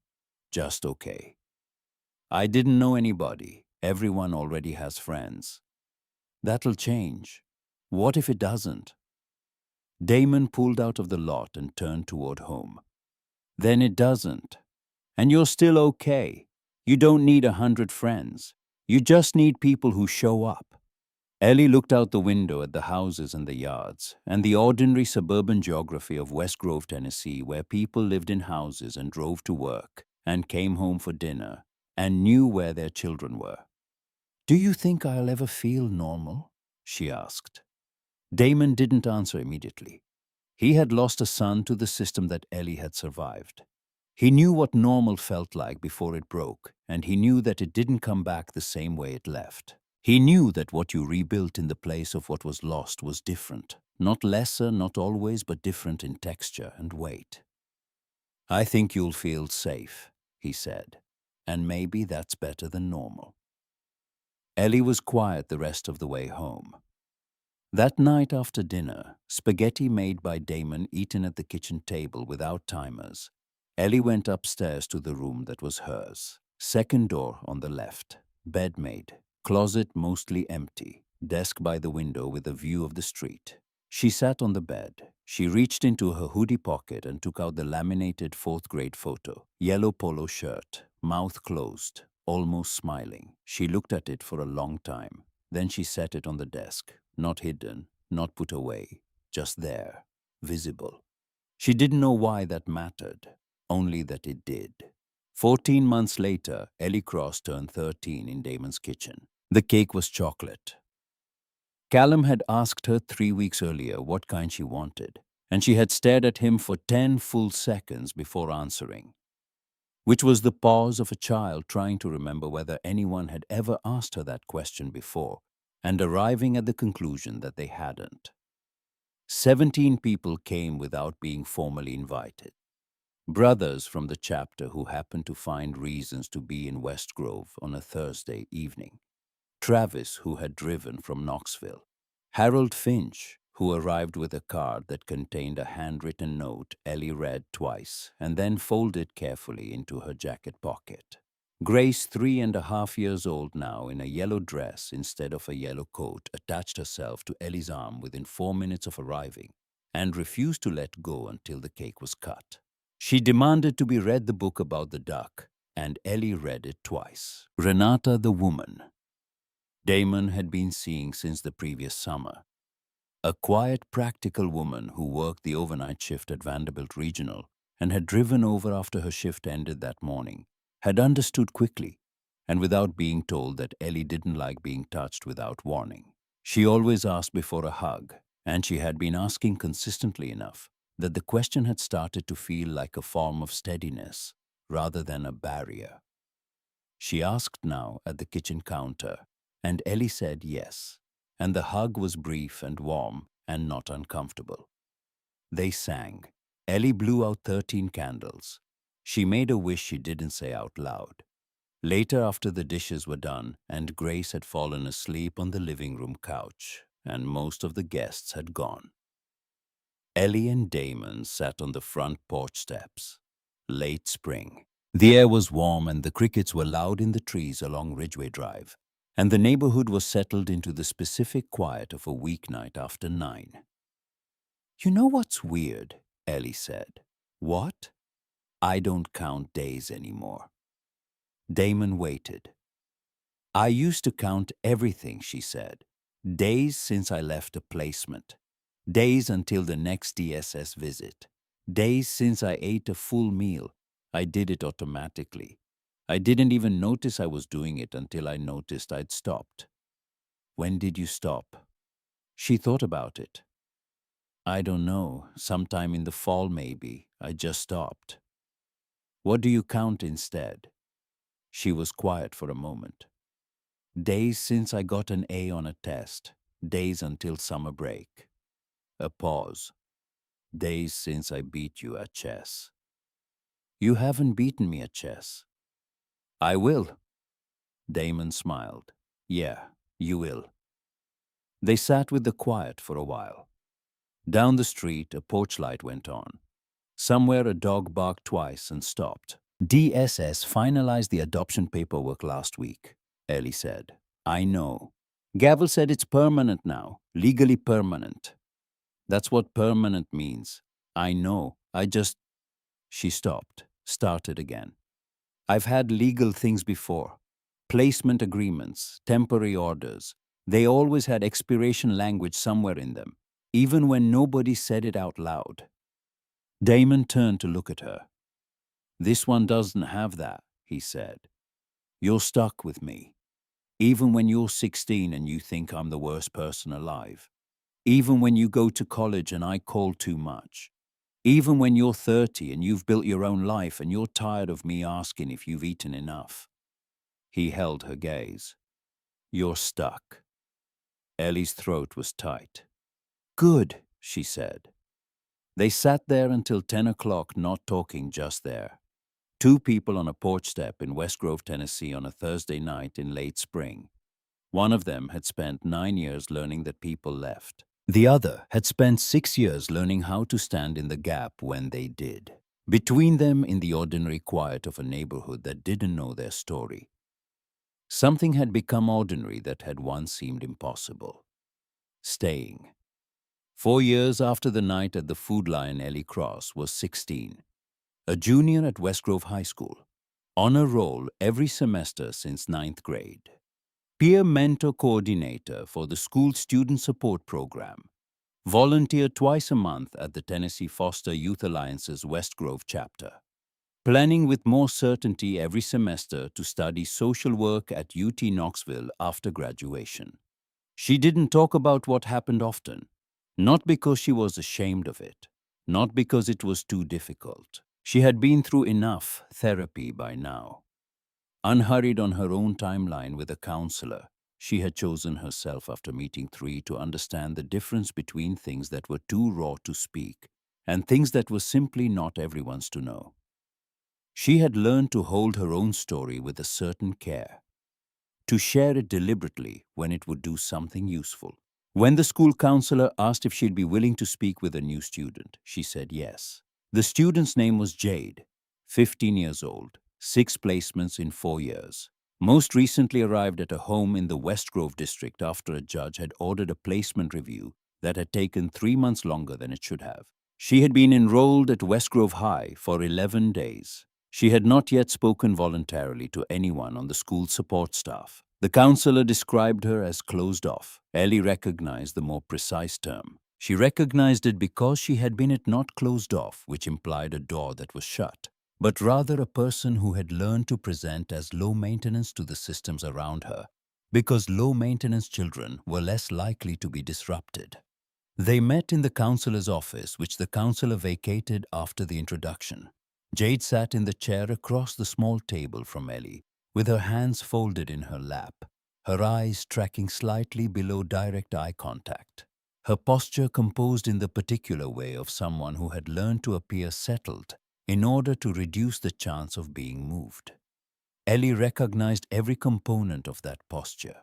She didn't say so, she just sat down and let the silence settle for a moment without filling it. After a while, Jade spoke. "They said you were in foster care." "I was. For 9 years." "Yes." "How many placements?" 11. Jade looked up, met Ellie's eyes directly for the first time. "I've had 6. "That's 6 too many," Ellie said. Jade was quiet. Then, "They keep saying the next one will be better." "Do you believe them?" She shook her head. Ellie leaned forward slightly, not crowding the space, just present. "I didn't either," she said. "For a long time I didn't believe anyone, because every time I did something changed and I got moved, and I understood that believing people was how you got hurt." "So what changed?" "I met someone who didn't ask me to believe him.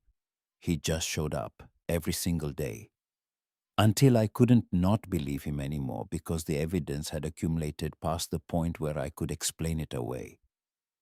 "Who?" "My dad." Jade's expression shifted, confusion behind it.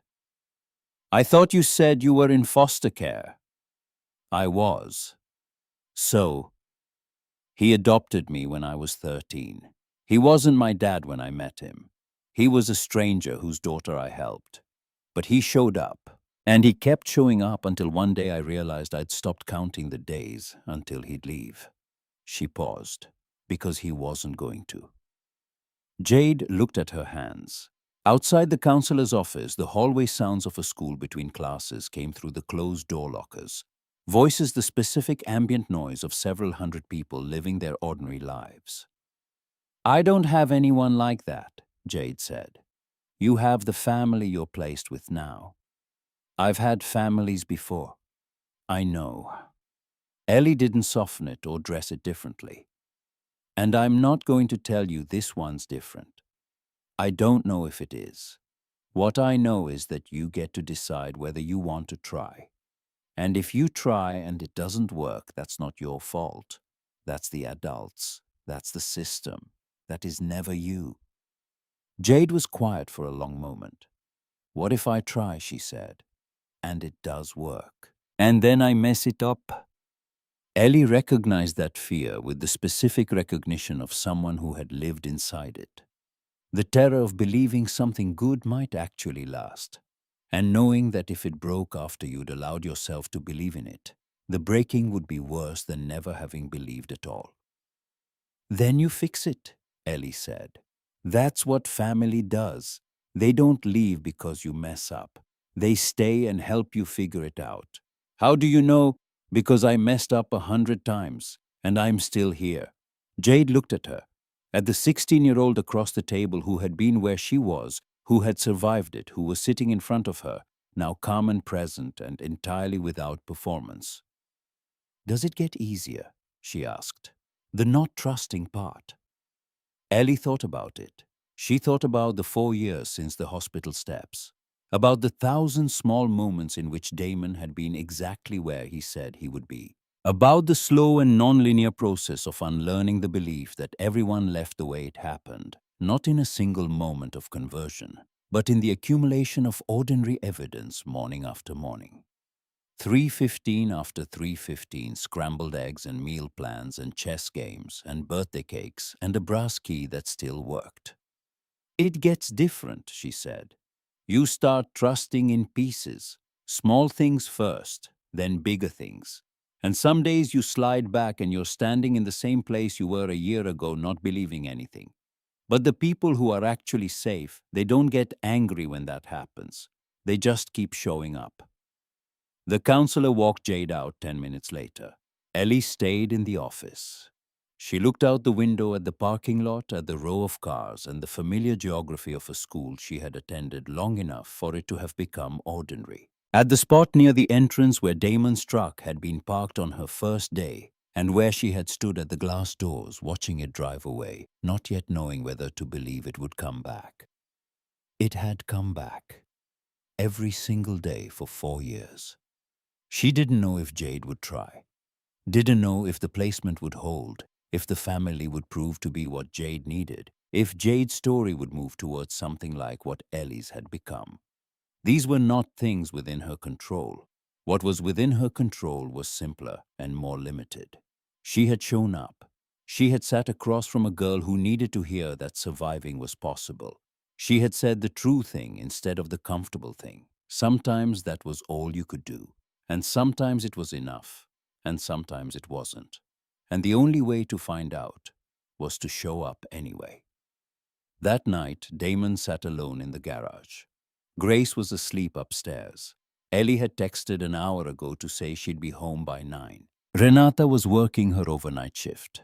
The garage had the particular quality of stillness that came after a day of noise. The shop had been busy, 3 bikes in various stages of repair still occupying the work bays. The smell of motor oil and metal and old leather layered into the walls. The way certain smells become structural over years of accumulation. His own bike stood in the center bay, black, chrome, worn seat from years of showing up from every 3 o'clock in the morning call, and every courthouse step and every hospital parking lot, and every moment when the gap between what the system could do and what a child needed had required someone to stand in it. He opened his phone. The folder was labeled simply, Why We Ride. He had started it 3 years ago. Messages from strangers, updates from families, photographs of children who had made it through, brief notes from people who didn't have words for what the chapter had done and sent something anyway because the silence felt insufficient. 47 messages now, 47 reasons. He read through them slowly the way he did on nights when the work felt abstract or the distance between effort and outcome felt larger than he could bridge. When he needed the evidence that showing up mattered not in theory, not as a principle, but in the specific documented accumulated weight of 47 stories. His phone rang. Unknown number. He almost didn't answer. This is Damon. Mr. Voss. A pause. This is Loretta Colton, Owen's mother. I don't know if you remember me. I remember you. Another pause, briefer. I wanted to call you. The trial ended yesterday. Her voice was steady in the way of someone who has rehearsed what they're going to say enough times to deliver it without breaking. Pruitt was convicted on all counts, 14 years federal prison. No parole eligibility for 9. Damon had known the trial was close. He hadn't known the verdict was in. How's Owen? He asked. He's okay. He's 13 now, still processing everything. He's been in therapy for 2 years. And it's helped, it really has. But these things take time. A breath. He knows what your chapter did, what Ellie did. I wanted him to know that people fought for him even when he didn't know they were fighting. I wanted to say thank you. You don't have to. Yes, I do. Her voice was firm but not hard. Because you didn't have to show up. You could have called the police that night and walked away. You didn't. You stayed. You spent 3 days building a case that the FBI had been trying to build for 7 months. And because you stayed, my son knows that someone cared enough to fight for him. She paused. That changes something in a child, when they understand that someone thought they were worth fighting for. Damon's throat tightened. He looked at the bike, at the vest on the hook by the door, at the garage that had become over 6 years a kind of staging ground. A place where the work of showing up began, where the 3 a.m. calls were answered, where the distance between what should happen and what did happen was measured and then closed. Ellie carried that recording for 3 weeks, he said. She's the one who made the case possible. We just listened, and that's what mattered, that someone finally listened. That's what I told Owen, Loretta said, that sometimes the bravest thing a person can do is keep carrying something until they find the right person to give it to. They talked for a few more minutes. She told him about the support group she'd found, about the settlement money in trust for Owen, about the ways the past 4 years had been difficult, and the ways slowly they had become less so. When she hung up, Damon sat in the garage for a while without moving. He thought about Noah. He thought about the courthouse hallway, and the closed case and the death certificate, and the 6 months afterward when he had understood with a clarity that had not left him since, that the gap between what the system was designed to do and what it actually did on any given day to any given child was not an anomaly. It was structural. It was the space between careful policy and practical reality. And it was where children fell through and falling through. It didn't make noise. It made silence. The specific silence of a file closed without resolution of a placement ended, without documentation of a child displaced, and a record kept open, and a billing cycle continued, and nobody counting the days because nobody had been assigned to count them. He had not been able to save Noah. That fact had not changed, would not change. The case was closed, and the certificate was filed, and no amount of showing up now or ever would alter what had happened in 2019 to a 9-year-old boy who had deserved better from every system that had touched his life. But it had become the beginning of something, not a replacement, not a consolation. Something different, the way a wound that doesn't fully heal becomes instead a source of specific knowledge about what wounds cost and what they require. He had saved Ellie, and Ellie 4 years later was sitting across from Jade in a counselor's office and saying the true thing instead of the comfortable thing, because she had been given enough time in a safe place to understand what truth felt like when it came from someone who wasn't performing it. That was how it moved. Not in grand gestures, not in 300 motorcycles, though sometimes it required those too.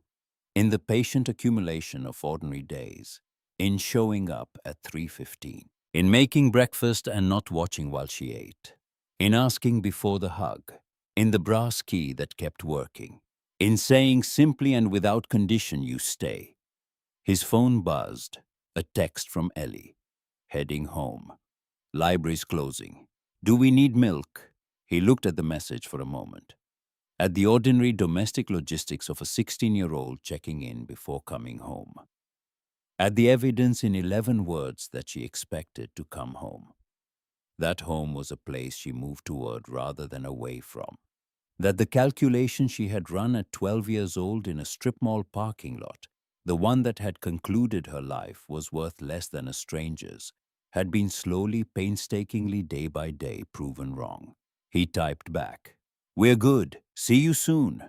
He set the phone down and looked at the folder, at 47 messages, at the documented weight of showing up across 6 years and multiple states and countless gaps that shouldn't have existed but did. The system was not fixed. He understood that. The 30-day complaint process still took 30 days.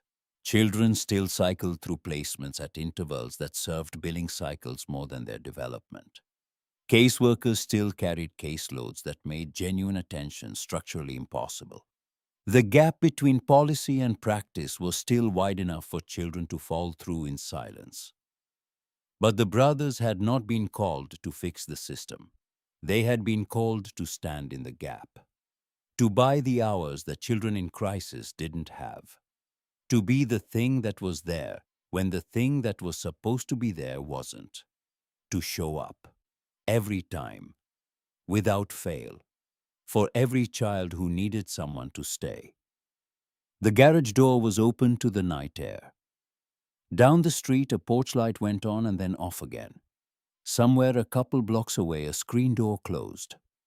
The ordinary sounds of an ordinary neighborhood on an ordinary Thursday evening in West Grove, Tennessee. Ordinary. That word had once seemed like something that happened to other people. Not anymore. 20 minutes later, headlights swept across the garage wall as a car turned into the driveway. The engine cut. A door opened and closed. Footsteps on the path. Ellie appeared in the garage doorway with her backpack over one shoulder and her jacket open against the spring evening. She looked at him. He looked at her. "You were just sitting in the garage in the dark," she said, thinking. About what? He looked at the bike, at the vest, at the folder on his phone with 47 reasons. About showing up, he said. Ellie considered this with the particular seriousness she brought to things that deserved it. "Is it working?" she asked. Damon looked at her, at the 16-year-old who had once sat on a hospital step in a bullet-torn hoodie with everything she owned beside her feet, and had answered the question of whose life was worth more, with 4 seconds of action before she had even fully registered the question. At the girl who had carried evidence for 3 weeks in a dead phone because she believed against every piece of evidence her 9 years had provided that someone would eventually listen. At the daughter who had just texted to ask if they needed milk. "Yeah," he said, "it's working." She crossed the garage and went inside. He sat for another moment in the quiet. Then he followed her in.